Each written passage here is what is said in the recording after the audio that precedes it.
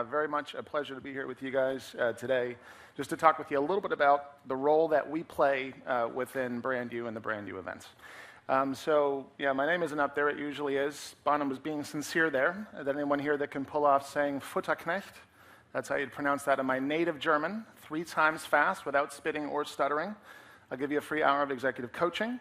But of course, that's not what you're here to hear about, but rather what is our role and how do we try to contribute to a very rich and robust program at Brand U. And the way that I think about our role and the way we try to complement all of the industry expertise that obviously you've already heard about in terms of branding and social media and technology and LinkedIn, et cetera, is to provide support from an executive coaching perspective, and in particular to help these individuals that come to this 2-day event strategically navigate their career and reach their career potential. That is where we come from. And so just to tell you a little bit about our perspective and our history, this tells us just a little bit about Optimum, our firm.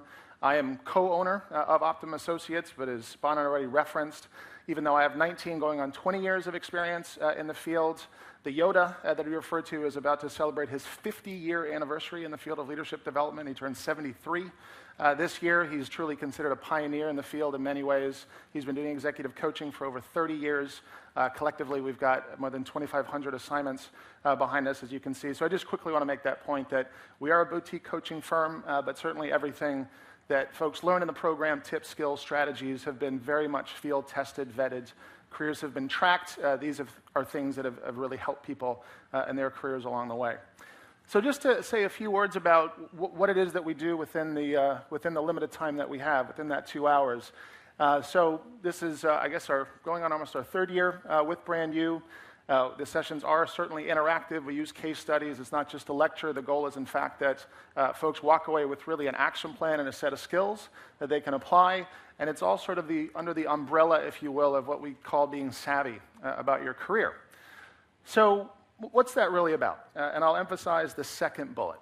And that is that really what we're trying to help individuals do is be more strategic, be more conscious, be more aware of the way they manage their career from the inside out. I had a chance to sit in the back earlier, and I think you mentioned the point about often many of these folks are really good at telling their story in certain ways, narratives, but not in others. I'm going to speak about that interestingly, many folks that attend Brand U are experts in brand and managing their products, but as we find often, they're actually not that skillful at managing their own brand and their own buzz and their own products within organization. So how can we help folks be more strategic and ultimately really own the part of their career that only they can own? And I would say that another reason we're a really good fit for Brand U and the Brand U audience is the types of folks that tend to show up. And in our sort of coaching field, we generally think of 3 sort of types, if you will, of coaching assignments. And one probably common one that often people think of when they think of executive coaching is the corrective coaching. So this is, a talented individual, adds value, has potential, but there are some behaviors that need to change. There are some skills that need to be developed or else. So this is kind of this person has to improve or else. Another common assignment you have these days is what we might call transition coaching. So these are folks coming into new roles. You want to ensure they hit the ground running, adapt to the culture, so forth. But a third type of coaching that I'd say is becoming increasingly common in organizations is what we would call proactive or high potential coaching. So these are individuals that are already performing at a high level. They're excellent at what they do. They definitely have a lot of runway. But there are some things that if they could improve and develop them, they would probably accelerate their career development. So these are not folks that are having derailing issues. These are not folks that are going to get fired if they don't improve, but rather how can we help them accelerate their career and career trajectory? And again, most of the time, at least the audiences that I've been around with Brand U, that's who they are. So what does this mean? And if you want to here, it's a little late in the day, but if you want to self-reflect a little bit as I go through this, the list that's up here are the most common things that we will hear in our proactive coaching assignments. When we're sitting down with folks, again, work hard, have the ambition, results, performance, but yet they feel like they're plateauing. They feel like they're topping out. They don't feel like they're moving up the career ladder, if you will, as quickly as they should. One of the very common ones that we'll hear once we get into the confidential confines of the coaching, John, I just feel underestimated. Fundamentally, whether that be my end-of-the-year review, my bonus. I just don't feel like the organization my supervisor, whatever that may be, really values what I bring to the table and everything that I've accomplished. And many times we will hear that complaint related to the second bullet, which is a belief on their part that they have been passed over, that there's a lateral role or often a more senior role, a broader role that in their minds, they've checked all the boxes, they've got all the critical experience, they got the results behind them, they applied for the job and did not get it. And unfortunately, it wasn't until after the fact or after the decision had been made that they discovered that they didn't know what the real scorecard was for that position. I'm going to say more about that in just a moment. The next bullet, I can tell you, was just about universal. Buzz, being pigeonholed. I'm sure this audience in particular is familiar with the idea of the buzz, but maybe just to get you guys talking, give me a sense, when you hear the word buzz about somebody in the organization, what comes to mind? What do you think of when you think of the buzz about a person?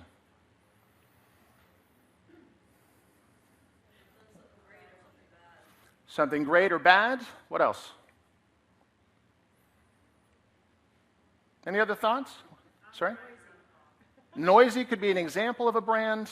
This is essentially your perception, but as I say, more importantly, this is what people say about you when you're not in the room, right? This is the collective wisdom about you. When people think of you, this is what comes to mind. And, just to eliminate any wondering, if you've been in your organization for more than 6 months, I guarantee you there is a buzz about you. There's a buzz about everyone. And the buzz is, of course, not inherently a bad thing. Could be very positive. The issue, however, that many of these folks discovered was that there was a buzz on them that was either negative, many of which you've heard before, abrasive, arrogant, micromanager, left money on the table. We could go on and on. We'd hear those and go, yeah, that's definitely not a good thing. That's something I want to change. But I would tell you almost more commonly for the folks that we coach in this category, they had perceptions that I would call positive but limiting. So for instance, have you ever heard anyone described as a functional expert or a technical expert or a creative or a nice person but not a leader, doesn't lead from the front, lacks executive presence, gravitas, all these sorts of things? None of these things will get you fired, but depending on the level of where you're trying to reach, they can get in your way. And so the common experience for these folks, either they were blindsided by the perception when they got it and came to coaching and said, I'd never heard that, I can't believe people think of me that way.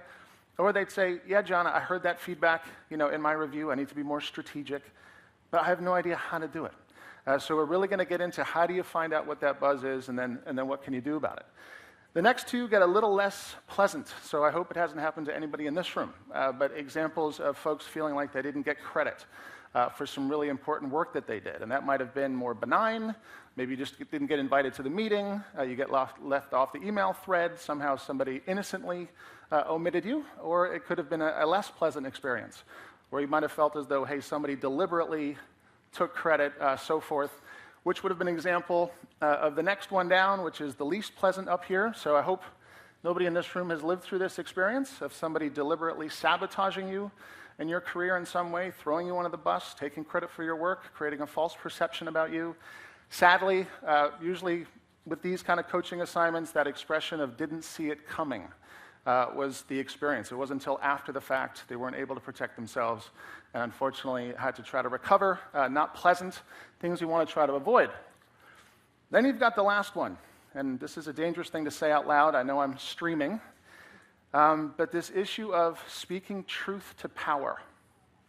I don't know if anyone has heard that expression before, to speak truth to power. What that means is telling a leader in your organization, somebody with more power and seniority than you, that you disagree with them, that you think they're wrong.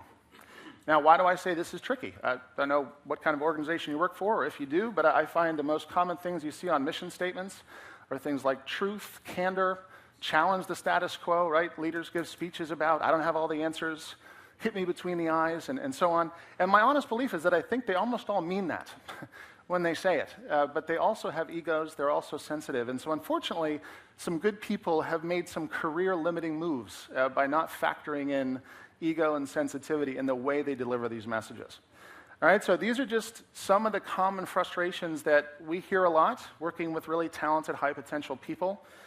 Maybe I'll just put you guys on the spot. Anyone here ever experienced anything that I just described? Or maybe you have a friend that's described these things. So these are not uncommon. These are normal. And here's the goal, essentially, of our program, is how can we provide you with the skills and the awareness and the strategies to try to minimize these things from ever happening to you. Because this is maybe the bold thing I will say, but probably not so bold, that in business today, especially as you rise up the ranks, hopefully 80 to 85% of what leads to your next promotion is purely just hard work, doing things the right way, and so forth. But that there is a certain percentage that really is about the way you manage your career. And if you don't have that piece, you might end up not getting what you deserve, and that's what we're trying to avoid. All right, so that's the goal, to teach folks these skills. So specifically, what are some of the things that we focus on in the program, and what are you going to walk away in terms of skills? This topic of self-promotion is a very hot one. I think it's across gender. We do a lot of work with women executives in particular, where this tends to be an even more difficult, but really, really important thing. Because there's a lot of good people out there that really do believe in the idea that the work will speak for itself. Right? If I put my head down, work really hard, I know and trust that all the right people will become aware of all my great work. And of course, unfortunately, that is not always the reality. So how do we do this in a skillful way? Because we can do this the wrong way and land on people as arrogant, as not team players. That can be another set of problems, but if we don't do it enough, if we don't do the minimum, we run the risk that when it comes time for them to decide about us and our career, that they are not fully informed of our talent and potential. And that's something that we really want to avoid. So we really get into hows, tips, strategies, tactics. How can you ensure that you're proactive, you get there early, you get there first. You can avoid anyone stealing credit or taking credit for the good work that you do. Again, you're not trying to get credit for more than what you do, but to try to ensure that folks are making decisions based on accuracy, right? So the scorecard. I mentioned this already, but let me just define it for you to make sure this makes sense to all of you, because that word can be used differently.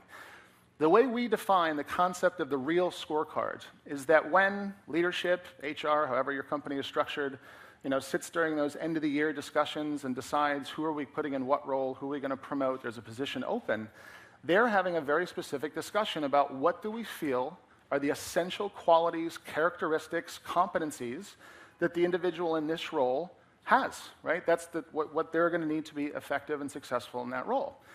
And the reason we bring this up as conversation, that even though when I say that it might sound like common sense, that the reality is many hardworking, smart people find themselves frustrated because they work extremely hard, they achieve great results, but they're not aware of what are those unique factors and qualities that the company is looking for that next job, for that promotion. And they go into the review, they're told what wonderful work they did that year, and congratulations, keep up the good work. But yeah, you're not quite promotion ready, right? And then you exit that conversation saying, I don't get it, right? What's the magic formula? So-and-so got promoted, my results were better than theirs. And often as a coach, we discover it comes down to, while they certainly checked the box on many of the important areas, there was a few critical areas, maybe strategic thinking, maybe collaboration, maybe working in a global matrix or cultural dexterity or something that was really essential for that position, and that's what knocked them out. All right, so our strong recommendation, and we talk about how to do this in the program, how can you proactively discover what that real scorecard is? Because in my experience, it's rarely printed. A job description might be a hint in that direction, but often it's not complete. And even if you're fortunate enough, I have a lot of big Fortune 50 clients that go into a lot of depth around leadership, competency models, descriptions, etc. The truth is, these scorecards tend to still be unique, depending on who the leadership is, depending on the culture, priorities, right? So we talk about how do you discover what that scorecard is, and then, very importantly, how do you build a plan to make sure that you're demonstrating against that scorecard to give yourselves the best chance at that role. All right, so that's an important topic. Then we get to the perception, the buzz. We already talked about how critical this is, but I'll just remind this audience, as I do in the discussion, which is this reality. And this is the question that I pose to the group. In your experience, when it's time for that end-of-the-year talent discussion, calibration discussion, where they're talking about you and your career and your future, are you in the room? Do they call you up and say, hey, we're about to analyze and talk about you and your future, and we just want to make sure we've got everything totally accurate? No, that is simply not the way the world works. The reality of the world is, and we know this, that people make decisions based on perception and not reality. And in this case, you have a few senior folks that are subjective human beings that have a certain impression or perception of you, and at least in the short term, that impression will dictate where you're going next in your career. And so we really try to kind of push hard on this to say, hey, we're not saying it's fair, but it is the reality. So how can you be proactive to ensure that you have as accurate an idea of your perception within the organization? And if you discover, which I think most of us will, that there's room for improvement, that you, of course, get better in those areas, but that you also have a plan to demonstrate that you're getting better in those areas. That's another gap that we often see with, again, well-intentioned people. They'll get some feedback. Okay, I have to become a better collaborator. I need to become more effective at strategic thinking. And they go take a class, read some books, and, at their own desk or cubicle, they're improving in that area. But the challenge is they're not thinking strategically about, well, those senior stakeholders that are going to decide about me, are they seeing that I'm improving in that area? That can be equally important, right? So I really try to break this down. And as I said earlier, Bonin made himself vulnerable there. We all know how smart, creative, innovative, and successful he is. But there's a lot of really, really smart people that do really dumb things when it comes to their perceptions. Either they're not aware and they reinforce current perceptions that are negative or limiting, or they're going around, just not taking advantage of opportunities. I like to tell you a quick example. I won't obviously name company or names. This was an experience that Marty had, and he was coaching an individual in the financial services world. A lot of my financial services clients are here in New York, and the coaching and the feedback, which was accurate for this individual, was that he was excellent at the analysis and the details, but that he was too in the weeds. He had to demonstrate that he was a higher level thinker, that he was more strategic. So this individual works with Marty. They develop an entire plan, a variety of different areas that he can become an enterprise-wide thinker, think long-term, look around corners, all these key facets. And that's great, and he's improving. And then about 7 weeks into the coaching assignment, they're on a regular phone follow-up call, which we all have, and we're walking through the action plan. And then toward at the end of the call, let's call him Jeff. Jeff says, hey, Marty, before we end this call, I just got to tell you, I think I nailed it with the senior finance team at the last meeting. And Marty said, hey, that's fantastic. That's brilliant. These are the most important people. What happened? And he said, well, Marty, you know our CFO. You know how she has a mind like a steel trap. Nothing ever gets past her. Well, I remembered a number to the third decimal point from 2 periods ago. I blew them all away. Marty proceeded to do this. What did he just do? I see some people smiling. What did he just do by pointing out third decimal points 2 periods ago? That he's stuck in the weeds, right? So Marty takes a deep breath. Jeff, what did you do? What do you mean, what did I do? It was great. Everyone was impressed with my memory, and he really had to take him through. Jeff, do you see what you just did here? And it wasn't until the end that he said, well, now that you mention it, they were back to calling me by my old nickname, Computer Brain. So just a small example, and I could give you hundreds, of smart people as a result of lack of awareness, lack of intentionality, lack of thinking about, in every interaction with key people, what's the impression that I want to leave? Because the kicker is you're leaving an impression in either case. All right, so we really walk through how can you find out what that real buzz is, and then how can you correct it to ensure that it's accurate. And that includes, and sometimes this can be quite frustrating, painful, when you do find out buzz and you feel like it's wrong. You feel like the world has it wrong, they just don't understand the real you and so forth, and it can be very tempting just to say, well, that's their problem. Unfortunately, it's not. That perception is still impacting and influencing your career. Right? So that's a main topic. And you see here also we tackle what I consider to be some of the most common but difficult to navigate perceptions out there. You guys all heard this term, executive presence. It's used more and more frequently, gravitas, impact. Right? Folks will get feedback like that and often walk away saying, I think I know what that means, but I'm not quite sure. And is that a personality trait? Are you just born that way? Right, similar thing with strategic thinking, leading from the front. So we really break down and try to decode what do these things look like in terms of behavior. So you can improve, you can get better, you can actually address some of these more kind of vague and nebulous leadership capacities that ultimately often will influence people's careers. All right, and then networking, obviously a critical topic, one that you're all familiar with. We really try to look at it very much through this lens, quite frankly, of this individual's career. And maybe I'll say something provocative, which is that clearly everybody within your organization is an equally valuable human being, an equally valuable person. But when it comes to your career, not everybody is equally valuable, right? There are certain folks that are going to influence those decisions, as we said before, when they're making that final decision about your career, you're not in the room. Your network had better be. Having the sponsors that are going to pull for you, that are going to be your advocates. Many times the mistake is made that, well, I know my supervisor's a big fan. In small organizations, that may be enough, but generally, in larger ones, you need more people knowing who you are, advocating on your behalf, and so forth. So we sort of break down a strategic analysis. What's the current state of your network? Where do you want to identify where you can build it? And then how do you do it? All right, so those are sort of the 4, 5 core pieces in terms of tips, strategies, and skills that folks will get in terms of managing their career in a more strategic way. So I've got a couple more minutes. If anyone had any questions, I'm happy to provide any coaching tips or otherwise. Yeah, please. I think they want a microphone just to... I don't need one. Okay, she doesn't need a microphone. I'm just like a designated questioner. Yeah. When you're authentic and you have a strong personality as a leader and you're charismatic, it can, and we saw it happen with Kevin Roberts, I mean, who I think is one of the most dynamic, catalyzing people in the world because they're irreverent and because they just speak from their truth, particularly here in our, in the U.S. and in Glassdoor and stuff like that. You can get absolutely killed for that when things are taken out of context just because you speak from your truth. It's not mean, it's quotable.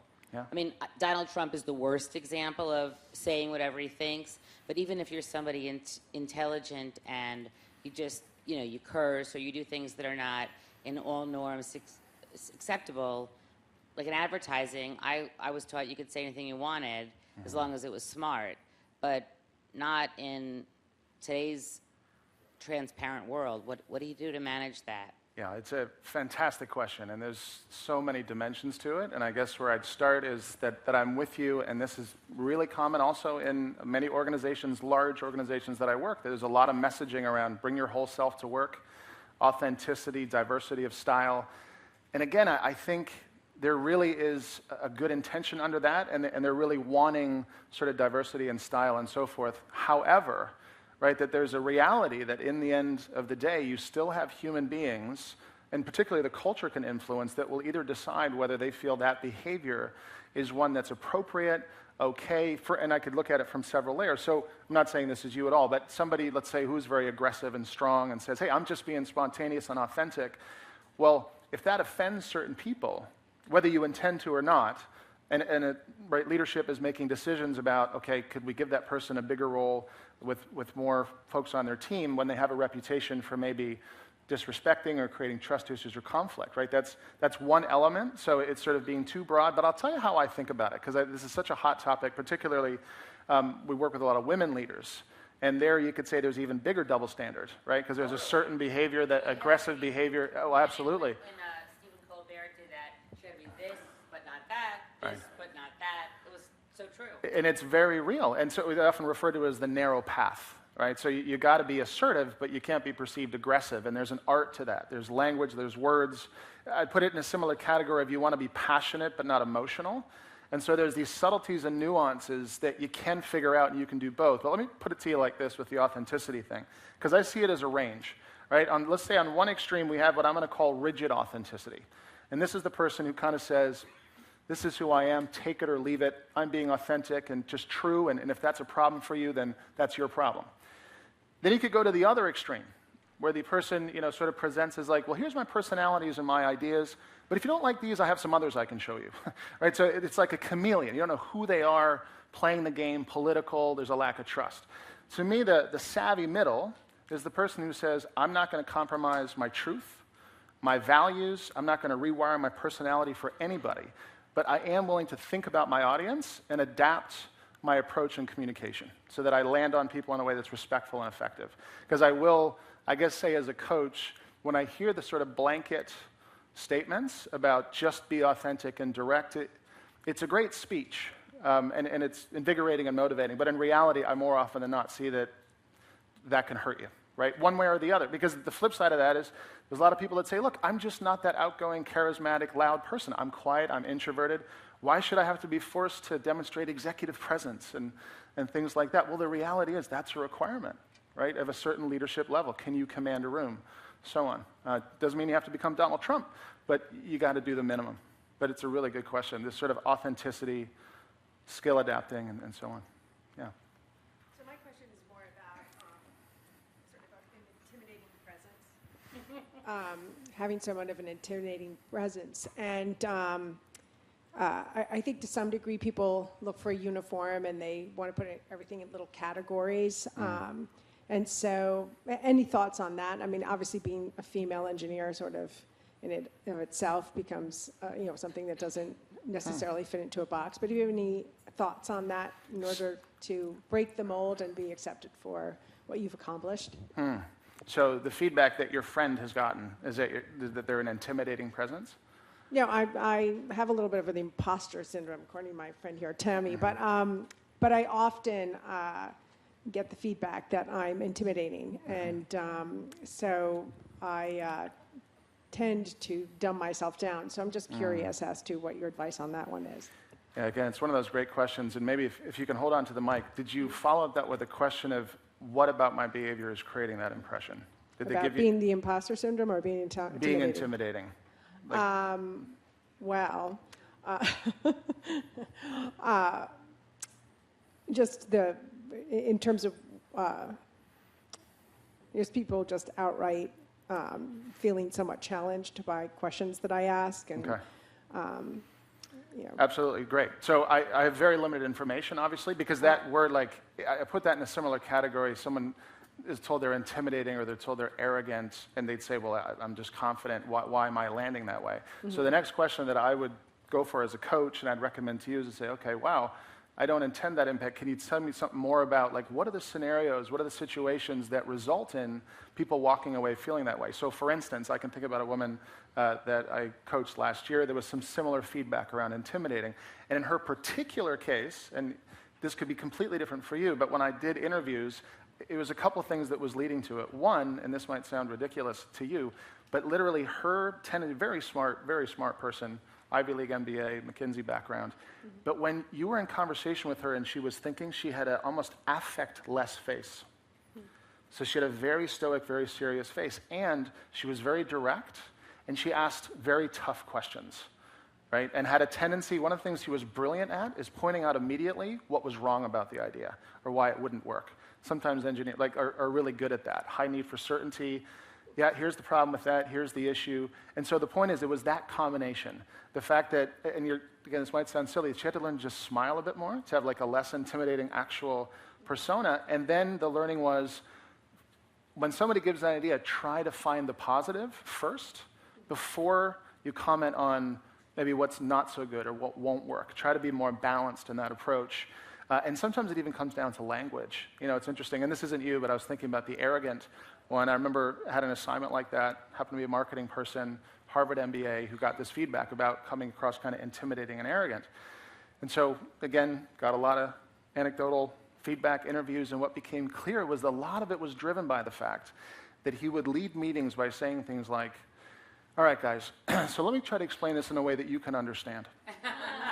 And then he would proceed, right? But nobody ever gave him that feedback. They just said, you come across arrogant or intimidating. So that's why, again, I lack the data, but what I encourage you to check out, because there's something, I mean, it could be that you're just a powerful, accomplished woman, but often it would be, again, word choice, the way you're asking questions, do people feel like you're trying to make them wrong? Something like that. Not that you're intending any of those things, but that might be worth exploring. And then you can just adjust the behavior. Yeah. I went to MIT, not Harvard, but anyway. Well, there you go. That alone can be intimidating. So, yeah. Oh, we got a mic coming there. Hello. Hi. Hey. So you touched on, being in an organization and working and scenario where you're working under your manager, and one, because I was in this scenario before, not getting credit, and then two, trying to say, hey, I have this opinion, I think this is the right way to do it. Mm-hmm. And I think the way I would do it was really inconsiderate of ego and emotions and, what you talked about. So what is kind of the right way to approach something like that and it not being in the risk, at the risk of your career? Right. So the simple answer to that, because once again, the more context I have, the better, but a lot of it comes down to choice of words and language. Right? It might seem subtle, but words go a long way in terms of impact. So particularly if there's somebody senior, you're speaking truth to power. Right? One option, if you're in the meeting, is to say, that's wrong, that'll never work, I disagree, here's the problem with that. Another option would be to say, hey, I really like where you're headed directionally. If we were to go in that direction, here's one issue I think we'd probably need to resolve.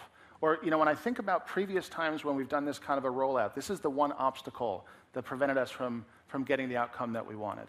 Or often I'm somebody that doesn't like conflict a lot, so I'll use a question to try to get them to see what's not great about their idea. So it might be, in your mind you're thinking that's ridiculous and legal is going to laugh at that, right? Your other option is to go, hey, that's a really interesting point. Hey, let me ask you, if legal had the following question, how would we respond? Right, so it's about getting creative, and we teach all this in the program, but how do you use language where you can say no directly to someone more senior and minimize the risk of bruising their egos? That's sort of the goal. So, guys, the door is opening. That means the hook is coming out. But it was a real pleasure, guys. I hope a little bit in there for everybody. And big round of applause for John.